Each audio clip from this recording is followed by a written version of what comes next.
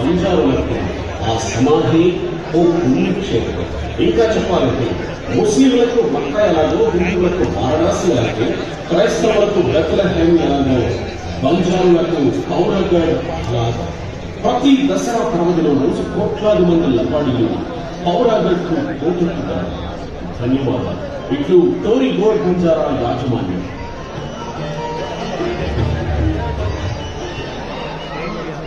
సేవాలాల్ మహారాజ్ లంబడీల ఆరాధ్య దైవం. బాట చూపించాలని, విజయ బావుటాలు ఎగరాయని కోరుతూ ఇప్పుడు తెలంగాణ రాష్ట్ర గిరిజన సంక్షేమ శాఖ కార్యదర్శి డాక్టర్ ఏ శరత్ ఐఎస్ గారు స్వాగతం.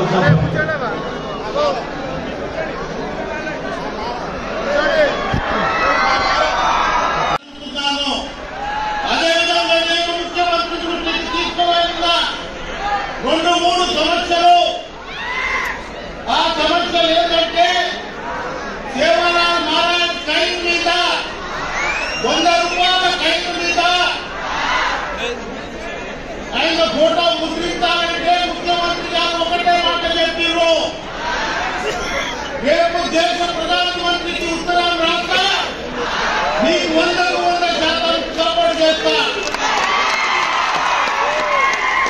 అదేవిధంగా 8వ షెడ్యూల్లో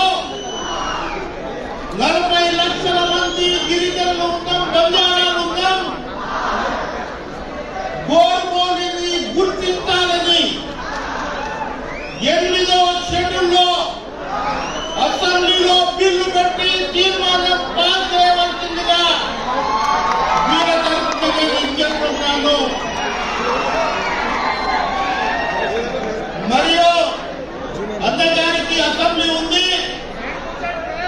మనము చాలా భక్తి శ్రద్ధతోటి అన్న ఇక్కడ 4 క్రీడాకారులు గుంటూరులో ఒక పార్టీ లెక్చరీ పనిచేస్తున్న వెంకటేశన్ గారు, ఆయన ఇంటర్నేషనల్ బాక్సింగ్ కి యూజ్ చేసి ఇవాళ గోల్డ్ మెడల్ సాధించారు. ఆయన మేస్తరి పనిచేస్తాడు. ఇక మహబూబ్నగర్ జిల్లా వాసి. అదేవిధంగా 4000 కిలోమీటర్ల ఒక అమ్మాయి, తండ్రి లేదు, ఆమె వాళ్ళకు మీ దగ్గర తీసుకొస్తాము. దాదాపుగా 60 స్థానాలలో ఒకే సైడ్ నుండి ఈ కాంగ్రెస్ పార్టీని ఇక్కడ ప్రభుత్వం తీసుకునే మన రేవంత్ రెడ్డి గారు మరి నేను కలిసినప్పుడల్లా వారు ఎంతో ప్రేమతో అభిమానంతో రవీంద్రంగా మీరందరూ కలిసి సపోర్ట్ చేస్తే తప్పకుండా ఈ యొక్క రాష్ట్రాన్ని మనం సరిదిద్దామని చెప్పేసి చెప్పేటువంటి వ్యక్తి మనకి ఈ రోజు ముఖ్యమంత్రి. కాబట్టి ఇంకా ఎక్కువ విషయాలు పోకుండా మరి ఈ యొక్క ట్రైబల్ వెల్ఫేర్ చాలా స్కీమ్స్ ఉంటాయి.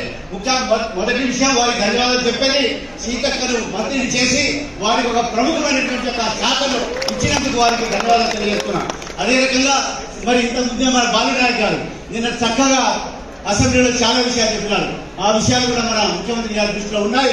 మరి ఎంతో కష్టపడి ఆ రోజుల్లో 1976లో మనం షెడ్యూల్ ట్రైబ్ గా గుర్తింపు చేసుకున్నటువంటి సందర్భం మరి ఆ రోజు ఎంపారెడ్డి గారు మరి సపోర్ట్ చేశారు.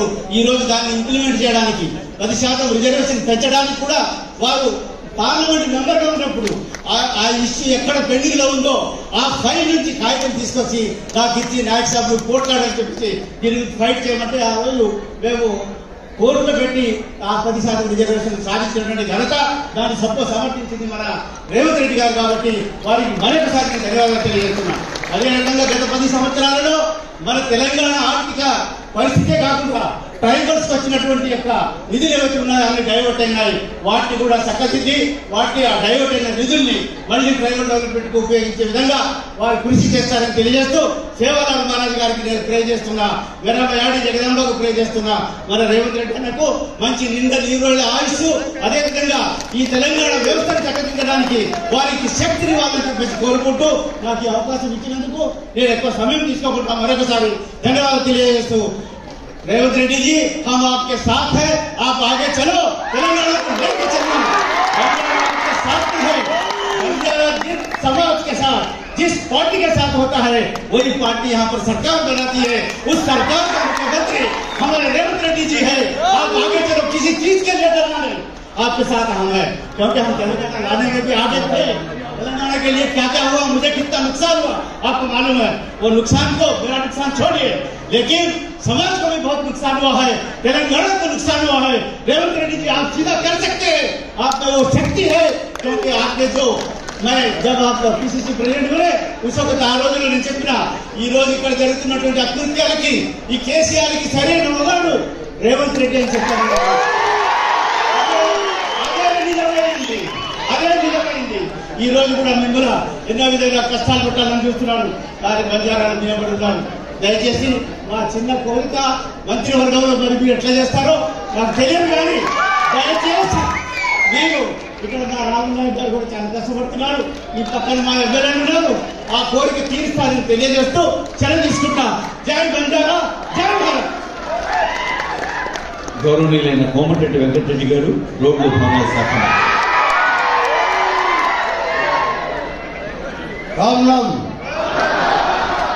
संत श्री श्री సేవాలాల్ మహారాజ్ జయంతి సందర్భంగా ముఖ్య అతిథిగా పాల్గొంటున్న గౌరవ ముఖ్యమంత్రి వర్యులు రేవంత్ రెడ్డి గారు, వేదిక మీద బంజారా ఎమ్మెల్యేస్, అలాగే ఆఫీసర్స్ కి, ఇద్దరు జానారెడ్డి గారు, షబ్బీర్ అలీ గారికి మీ అందరికీ కూడా నమస్కారం తెలియజేసుకుంటూ, ఈరోజు సంత్ సేవాలాల్ గారు బంజారాలకు ఆరాధ్య దైవంగా మీ అందరినీ మంచి బాటలో నడిపిస్తూ మీరు చేసే మిమ్మల్ని సన్మానంలో పెట్టడానికి ఆ కాలంలో వారు చేసే ప్రయత్నం కానీ మీ స్వేచ్ఛ కోసం మీరు చదువుకోవాలని, మీ కోరికలు నెరవేరాలని హైదరాబాద్ లాంటి బంజారా ప్రాంతాలకు తీసుకొచ్చి పోరాటం చేసిన మహారాజు ఆయన.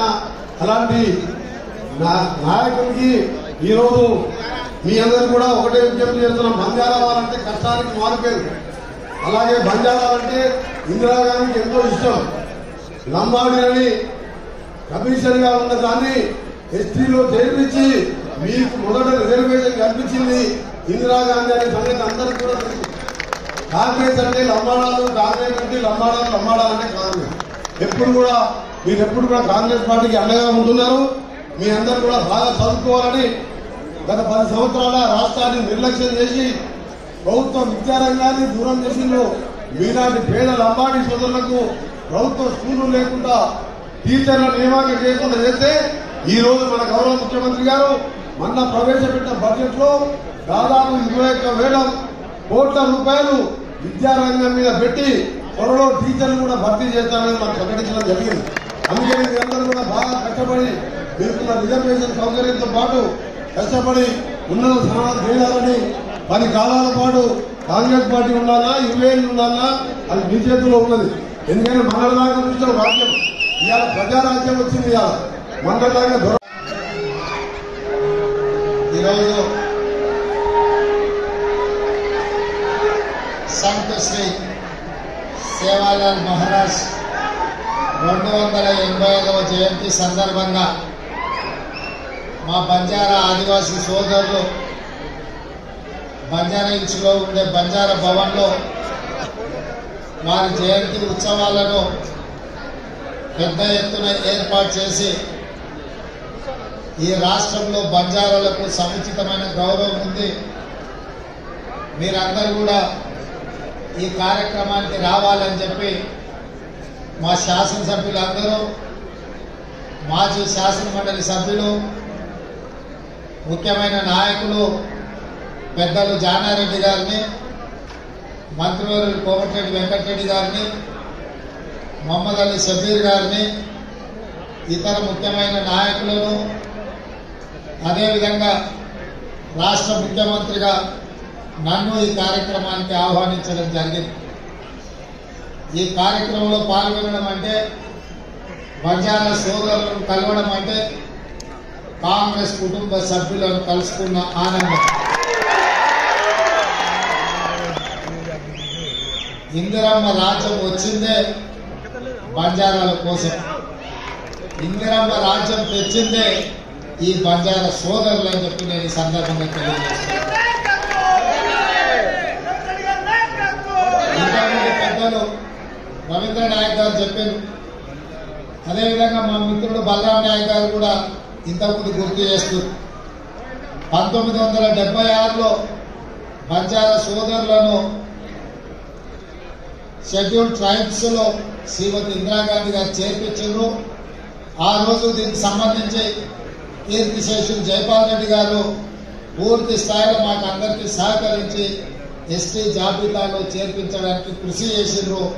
ఎస్టీ జాబితాలో లంబాడ సోదరుని చేర్చడం వల్ల ఐఏఎస్లు, ఐపీఎస్లు, ఐఎఫ్ఎస్లతో పాటు రాష్ట్ర స్థాయి ప్రభుత్వ ఉద్యోగాలలో పెద్ద పెద్ద హోదాలలో ఈరోజు వాళ్ళందరూ కూడా కొనసాగుతున్నారు. రాష్ట్ర అభివృద్ధిలో, రాష్ట్ర పునర్నిర్మాణంలో ఈరోజు ఆదివాసీ బంజారా సోదరులు కీలకమైన పాత్ర పోషిస్తుంది. అదేవిధంగా శ్రీమతి సోనియా గాంధీ గారు యూపీఏ చైర్పర్సన్ ఉన్నప్పుడు ఉపాధి హామీ కూలి పథకాన్ని తేవడమే కాదు, ఎస్సీ ఎస్టీ సప్లైన్ ఆ రోజు చట్టబద్ధత కల్పించి నిధులలో గిరిజనులకు, ఆదివాసీలకు, దళితులకు వాళ్ళెంత